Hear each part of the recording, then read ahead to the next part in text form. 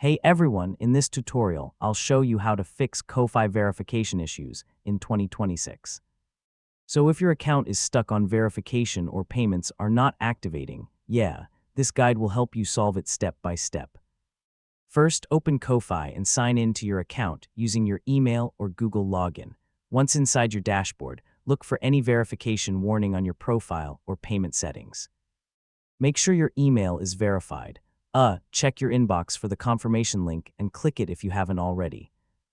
Next, confirm that your PayPal or Stripe account is properly connected and verified.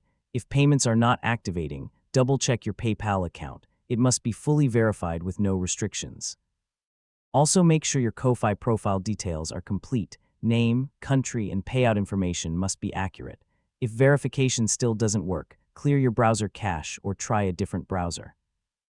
Sometimes it's just a loading issue. Turn off any VPN or browser extensions that may block verification requests. And if nothing works, contact Ko-Fi support and explain your verification issue clearly. So that's how to fix Ko-Fi verification issues in 2026. Once everything is verified, your account will be fully active for payments and donations.